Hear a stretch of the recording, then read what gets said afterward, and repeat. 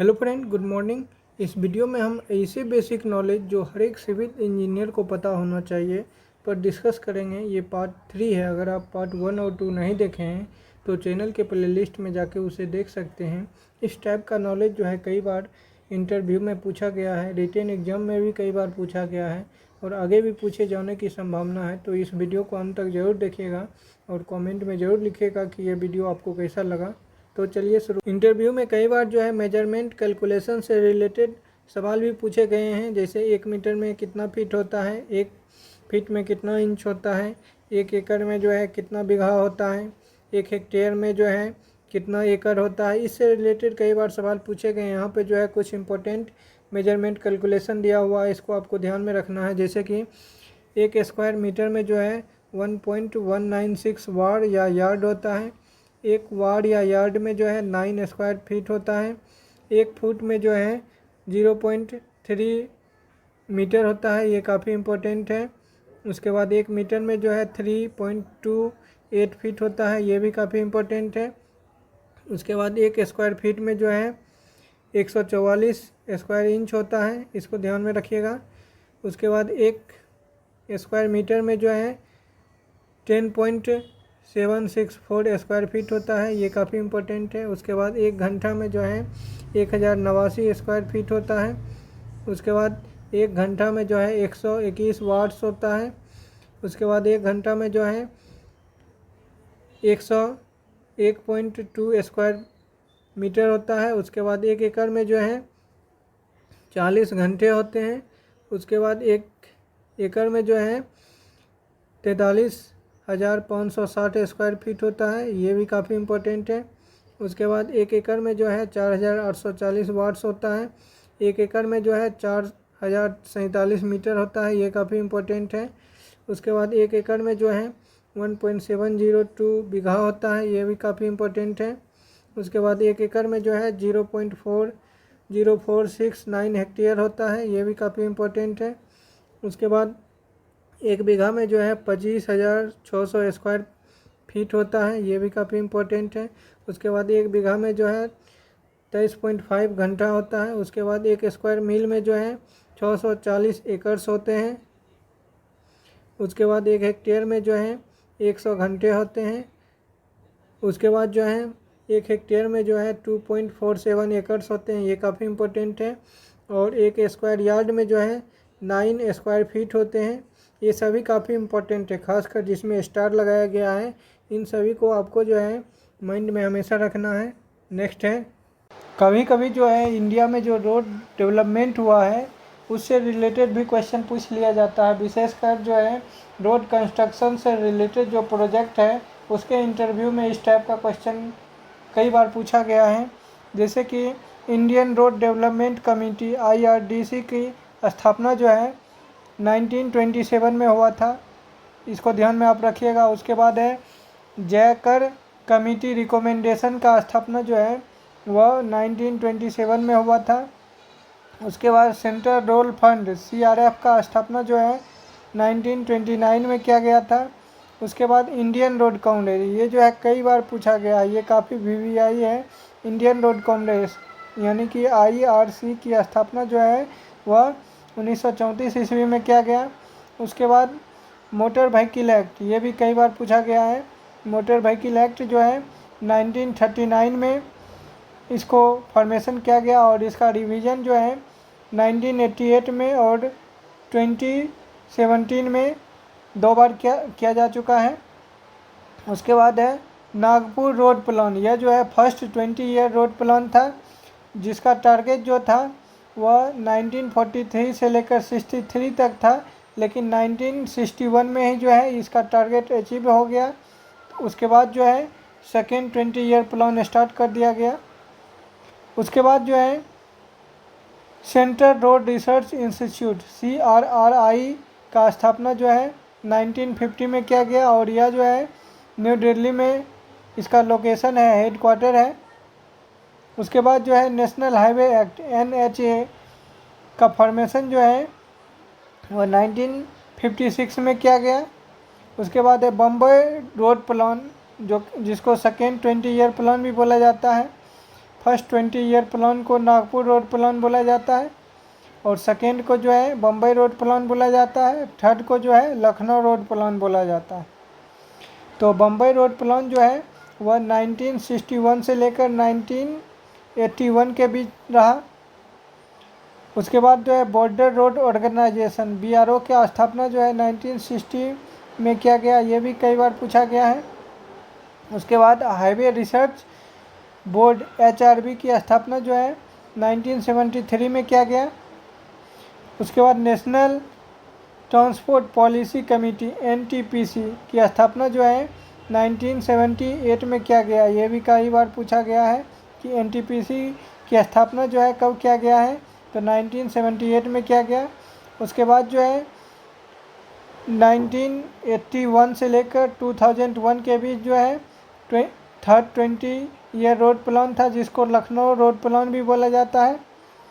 तो national highway authority of India NHAI की स्थापना जो है 1988 में किया गया, और यह जो है ऑपरेशन में आया था 1995 को। ये काफ़ी इम्पोर्टेंट है, NHAI की स्थापना कब किया गया, तो 1988 ईस्वी में स्थापना हुआ, और ये जो है अपना काम 1995 में शुरू किया।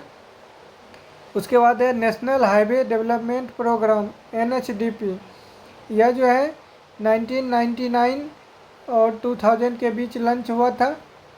उसके बाद है स्टेट हाईवे रिसर्च लेबोरेटरी, जिसमें मुख्य है हाईवे रिसर्च स्टेशन जो कि चेन्नई में है, और एक महाराष्ट्र इंजीनियरिंग इंस्टीट्यूट जो कि नासिक में है, इसको आपको ध्यान में रखना, और एक गुजरात इंजीनियरिंग रिसर्च इंस्टीट्यूट जो है वो बड़ोदरा में है। उसके बाद highway staff training institute, national institute for training of highway engineers, इसका हेडक्वार्टर जो है न्यू दिल्ली में है।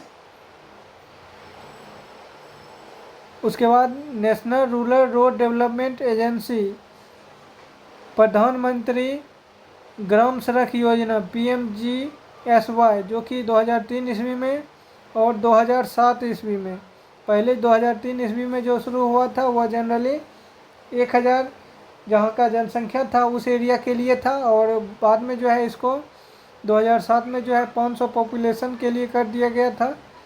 सीमेंट से रिलेटेड यहाँ पे कुछ इम्पोर्टेंट नोट दिया हुआ है, इसको आपको ध्यान में रखना है, क्योंकि कई बार इस टाइप का क्वेश्चन जो है इंटरव्यू में पूछा गया है। नॉर्मली जैसे कि बेसिक में पूछ लिया जाता है कभी कभी कि एक सीमेंट का बैग का जो वेट होता है वह कितना होता है, तो वह जो होता है 50 kg होता है, इसको आपको ध्यान में रखना है। और 20 बैग ऑफ सीमेंट हो जाएगा तो 1000 kg होगा, यानी कि 1 मेट्रिक टन भी इसको बोलते हैं। जनरली पूछा जाता है कि 1 मेट्रिक टन में कितने बैग ऑफ सीमेंट होता है, तो 20 बैग ऑफ सीमेंट होता है। 1 मेट्रिक टन जो होता है 1000 kg के बराबर होता है। उसके बाद है एक बैग ऑफ सीमेंट में जो है 34.7 लीटर ऑफ वाटर लगता है, और एक बैग ऑफ सीमेंट में का जो वॉल्यूम होता है वह 0.0347 मीटर की होता है। ये काफ़ी इम्पोर्टेंट है कि एक बैग ऑफ सीमेंट का वॉल्यूम कितना होता है, तो 0.0347 मीटर की होता है। उसके बाद 1 क्यूबिक फीट ऑफ सीमेंट जो होता है वह 40 kg के बराबर होता है, ये काफ़ी इम्पोर्टेंट है। उसके बाद 1 क्यूबिक मीटर ऑफ सीमेंट जो होता है उसमें 28.8 बैग ऑफ सीमेंट आता है, ये भी काफ़ी इम्पोर्टेंट है कि 1 क्यूबिक मीटर में जो है 28.8 बैग ऑफ सीमेंट होता है।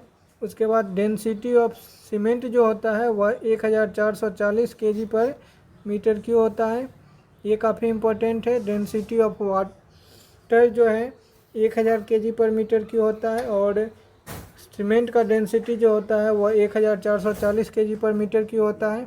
उसके बाद स्पेसिफिक ग्रेविटी ऑफ सीमेंट जो होता है वह 3.15 होता है, ये काफ़ी इम्पोर्टेंट है। उसके बाद जो है ग्रेड ऑफ सीमेंट जो होता है वह सीमेंट का 3 ग्रेड है, एक 33, एक 43 और एक 53। तो ग्रेड ऑफ सीमेंट 3 है, तो तीनों कौन कौन है तो पूछ लिया जाता है, जैसे कि 33, 43, 53 क्या है, तो 33 जो है सीमेंट का जो है कंप्रेसिव स्ट्रेंथ बतला रहा है 28 डे में न्यूटन पर mm² में। जैसे 43 ग्रेड है तो 28 डे में जो है इसका कंप्रेसिव स्ट्रेंथ जो होगा वह 43 न्यूटन पर mm स्क्वायर होगा। 53 है तो 28 डे में जो है 53 न्यूटन पर mm स्क्वायर इसका कंप्रेसिव स्ट्रेंथ होगा। नेक्स्ट है, कभी कभी जो है डिफरेंट टाइप ऑफ फ्लो से रिलेटेड क्वेश्चन भी पूछ लिया जाता है। जैसे कि अगर पाइप में फ्लो हो रहा है और आर का वैल्यू जो है 2000 से कम है, रेनॉल्ड्स नंबर का वैल्यू, तब उस टाइप ऑफ फ्लो को क्या बोला जाएगा? तो लेमिनार फ्लो बोला जाएगा। ये काफ़ी इम्पोर्टेंट है। अगर आर का वैल्यू जो है 2000 से 4000 के बीच में है तो उस टाइप ऑफ फ्लो को बोला जाएगा ट्रांजिशनल फ्लो। अगर आर का वैल्यू जो है 4000 से ज़्यादा है तब उस टाइप ऑफ फ्लो को बोला जाएगा टर्बुलेंट फ्लो। अगर फ्लो जो है ओपन चैनल में हो रहा है तब जो है अगर आर का वैल्यू 500 से कम है तब उस टाइप ऑफ फ्लो को बोला जाएगा लेमिनार फ्लो। अगर आर का वैल्यू जो है 500 से 2000 के बीच में है तब उस टाइप ऑफ फ्लो को बोला जाएगा ट्रांजिशनल फ्लो। अगर फ्लो ओपन चैनल में हो रहा है और आर का वैल्यू 2000 से ज़्यादा है तब उस टाइप ऑफ फ्लो को बोला जाएगा टर्बुलेंट फ्लो। ये काफ़ी इम्पोर्टेंट है, खासकर पाइप फ्लो और ओपन चैनल फ्लो, ये दोनों काफ़ी इम्पोर्टेंट है। इसके अतिरिक्त भी जो है अगर फ्लो जो है दो पैरेलल प्लेट के बीच में हो रहा है और आर का वैल्यू 1000 से कम है तब उस टाइप ऑफ फ्लो को बोला जाएगा लेमिनार फ्लो। अगर फ्लो जो है पैरेलल प्लेट में हो रहा है और आर का वैल्यू जो है 1000 से 2000 के बीच में है तब उस टाइप ऑफ फ्लो को बोला जाएगा ट्रांजिशनल फ्लो। और आर का वैल्यू 2000 से ज़्यादा है, पैरेलल प्लेट में फ्लो हो रहा है, तब उस टाइप ऑफ फ्लो को बोला जाएगा टर्बुलेंट फ्लो। अगर फ्लो जो है वह मिट्टी से होके हो रहा है, आर का वैल्यू जो है 1 से कम है, तब उस टाइप ऑफ फ्लो को बोला जाएगा लेमिनार फ्लो। अगर आर का वैल्यू जो है 1 और 2 के बीच में है तब उस टाइप ऑफ फ्लो को बोला जाएगा ट्रांजिशनल फ्लो। और आर का वैल्यू जो है अगर 2 से ज़्यादा है, फ्लो जो है सॉइल से होके हो रहा है, तब जो है उस टाइप ऑफ फ्लो को बोला जाएगा टर्बुलेंट फ्लो। ये काफ़ी इम्पोर्टेंट है, खासकर जो है पाइप फ्लो और ओपन चैनल फ्लो, ये दोनों जो है आपको माइंड में हमेशा रखना है, कई बार पूछा गया है। नेक्स्ट है बॉगीज कंपाउंड। ये काफ़ी इंपॉर्टेंट है, कई बार इंटरव्यू में पूछा गया है कि बॉगीज कंपाउंड क्या होता है। तो बॉगीज कंपाउंड जो है जब सीमेंट के रॉ मटेरियल को जो है किल्न यानी भट्टी में रखा जाता है तो यह फ्यूज होके जो है 4 मेजर कंपोनेंट का निर्माण करता है जिसको बॉगीज कंपाउंड बोला जाता है। तो ये 4 मेजर कंपोनेंट कौन कौन होता है? तो 4 मेजर कंपोनेंट में आता है ट्राई कैल्शियम सिलिकेट यानी C3S, उसके बाद डाई कैल्शियम सिलिकेट यानी C2S, उसके बाद ट्राई कैल्शियम एल्यूमिनेट यानी C3A और टेट्रा कैल्शियम एल्यूमिनोफेराइट यानी C4AF। ये 4 कंपोनेंट जो है जिसको बॉगीज कंपाउंड बोला जाता है। और इसका काम क्या होता है? तो इसका जैसे ट्राई कैल्शियम सिलिकेट है तो इसका मेन काम जो है यह अर्ली स्ट्रेंथ प्रदान करता है। उसके बाद जो है डाई कैल्शियम सिलिकेट है तो ये जो है अल्टीमेट स्ट्रेंथ प्रदान करता है। उसके बाद ट्राई कैल्शियम एल्यूमिनेट है तो यह जो है फ्लैश सेट और इनिशियल सेटिंग में जो है मदद करता है। उसके बाद है ट्राई कैल्शियम एल्यूमिनोफेराइट, ये जो है फ्लैश सेटिंग में मदद करता है। ये जो है कई बार पूछा गया, खासकर जो है ट्राई कैल्शियम सिलिकेट और डाई कैल्शियम सिलिकेट, ये दोनों जो है कई बार पूछा गया, इसको आपको ध्यान में रखना है। और बॉगीज कंपाउंड का जो फॉर्मेशन होता है इसमें कुछ माइनर कंपोनेंट का भी फॉर्मेशन होता है जैसे K2O और Na2O। इसका जो है मेन काम है एल्काइली एग्रीगेट रिएक्शन में जो है यह मदद करता है। नेक्स्ट है कभी कभी जो है डिफरेंट टाइप ऑफ मटेरियल के टोटल इलास्टिक कांस्टेंट और इंडिपेंडेंट इलास्टिक कांस्टेंट के बारे में पूछ लिया जाता है। जैसे अगर कोई मटेरियल जो है आइसोट्रॉपिक टाइप का है तो उसमें total number of elastic constant कितना होगा? तो 4 इलास्टिक कांस्टेंट होता है आइसोट्रॉपिक टाइप ऑफ मटेरियल में, और उसका 2 इंडिपेंडेंट इलास्टिक कांस्टेंट होता है। उसी प्रकार से अगर ऑर्थोट्रॉपिक टाइप ऑफ मटेरियल है तब जो है उसका टोटल इलास्टिक कांस्टेंट जो हो जाएगा वह 12 हो जाएगा, और इंडिपेंडेंट इलास्टिक कांस्टेंट जो हो जाएगा वह हो जाएगा 9। उसके बाद एन आइसोट्रॉपिक टाइप का अगर कोई मटेरियल है तब जो है उसका इलास्टिक कांस्टेंट जो होता है, total number of elastic constant, वह इन्फिनिटी हो जाता है। ये काफ़ी इम्पोर्टेंट है, ये और ये दोनों काफ़ी ध्यान में रखिएगा। उसके बाद जो है एन आइसोट्रोपिक टाइप का मटेरियल है, तो इंडिपेंडेंट इलास्टिक कांस्टेंट का टोटल नंबर जो होता है वह 21 होता है। तो इसमें जो है मेनली कई बार ये पूछा गया है कि अगर मटेरियल आइसोट्रोपिक टाइप का है तो total number of elastic constant कितना होगा, तो 4 होगा। और एक बार ये पूछा गया है कि an isotropic type of material है तो total number of elastic constant कितना होगा, तो इन्फिनिटी होगा। इसको आपको ध्यान में रखना है। नेक्स्ट है design of speed in kilometre per hour. कभी कभी जो है डिफरेंट टाइप ऑफ रोड का जो है क्या डिजाइन स्पीड होना चाहिए, ये भी पूछ लिया जाता है। जैसे कि एक्सप्रेस वे है, तो एक्सप्रेस वे जो है इसको प्लेन ट्रेन में समतल भूमि पे जो है मैक्सिमम रूलिंग स्पीड जो होता है वह 120 किलोमीटर पर आवर होता है, और मिनिमम जो होता है वह 100 किलोमीटर पर आवर होता है। ये काफ़ी इम्पोर्टेंट है, कई बार पूछा गया है। वहीं पे जो है रोलिंग ट्रेन है, तो वहाँ पे जो है एक्सप्रेस वे के लिए जो है रोलिंग स्पीड जो होता है वह 100 किलोमीटर पर आवर होता है, और मिनिमम जो होता है वह 80 किलोमीटर होता है। उसके बाद माउंटेनियस ट्रेन अगर है, कहीं पे पहाड़ी एरिया है, तो वहाँ पे जो है रोलिंग स्पीड जो है 80 किलोमीटर पर आवर माना जाता है, और मिनिमम जो है 60 किलोमीटर पर आवर माना जाता है। वहीं पे जो है स्टीप ट्रेन है, तो वहाँ पे जो है rolling speed 80 kilometre per hour माना जाता है, और मिनिमम जो है 60 किलोमीटर पर आवर लिया जाता है। इसमें जो है मेनली जो है प्लेन ट्रेन वाला जो है आपको ध्यान में रखना है। उसके बाद जो है NH या SH नेशनल हाईवे या स्टेट हाईवे है, तो वहाँ पे जो है प्लेन ट्रेन में जो है समतल भूभाग में जो मैक्सिमम स्पीड जो है वह 100 है किलोमीटर पर आवर में, और मिनिमम जो है 80 किलोमीटर पर आवर है। वहीं पे जो है रोलिंग ट्रेन है, तो वहाँ पे जो है नेशनल हाईवे या स्टेट हाईवे के लिए जो है rolling speed 80 kilometre per hour है, और मिनिमम जो है 65 किलोमीटर पर आवर है। उसके बाद माउंटेनियस ट्रेन है, तो वहाँ के लिए जो है NH या SH में 50 किलोमीटर पर आवर है रोलिंग के लिए, और मिनिमम है 40 kilometre per hour. Steep train है, तो वहाँ पे जो है 40 किलोमीटर पर आवर है रोलिंग स्पीड, और मिनिमम है 30 किलोमीटर पर आवर।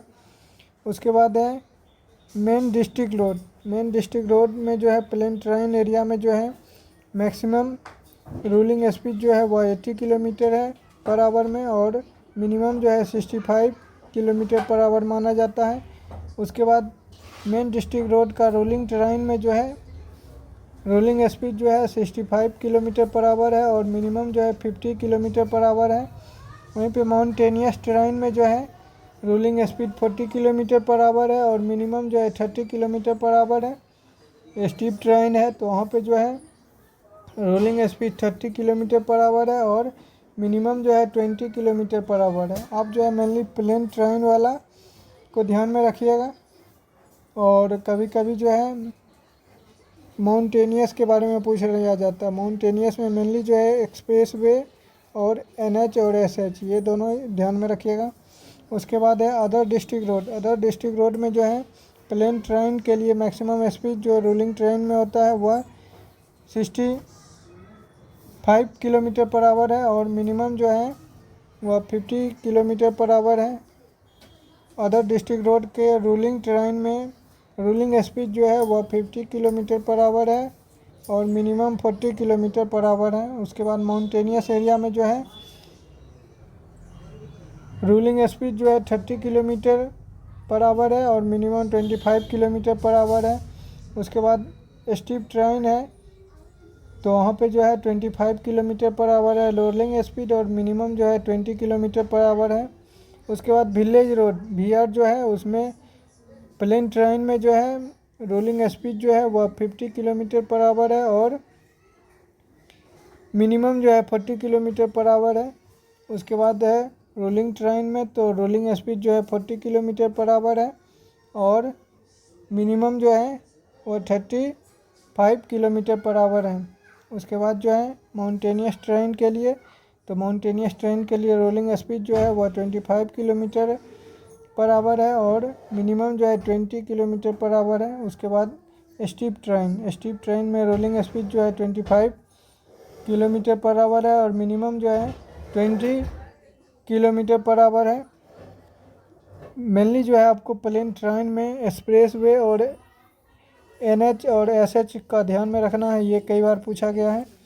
उसके बाद जो है design speed of urban road को इन किलोमीटर पर आवर में दिया हुआ है यहाँ पे, इसको ध्यान में रखिएगा। एक्सप्रेस वे का डिजाइन स्पीड जो होता है अर्बन रोड के लिए वह 120 किलोमीटर पर आवर है। उसके बाद है आर्टेरियल रोड के लिए जो है वह 80 किलोमीटर पर आवर है और सब आर्टेरियल रोड के लिए 60 किलोमीटर पर आवर है। कलेक्टर रोड के लिए जो है 50 किलोमीटर पर आवर है और लोकल रोड के लिए जो है 30 किलोमीटर पर आवर है। इसको आपको ध्यान में रखना है। मेनली जो है अर्बन रोड में एक्सप्रेस वे वाला ये 120 किलोमीटर पर आवर वाला जो है इसको ध्यान। तो फ्रेंड, इस वीडियो में इतना ही। अगर वीडियो आपको पसंद आ रहा हो तो वीडियो को लाइक, शेयर और चैनल को सब्सक्राइब करना ना भूलें। अगर आप किसी भी टॉपिक पे वीडियो चाहते हैं तो कमेंट ज़रूर करें। अगर आपका कोई भी सवाल या सुझाव हो तो वे भी कमेंट में ज़रूर बतलावें। Thanks for watching this video friend. Have a nice day.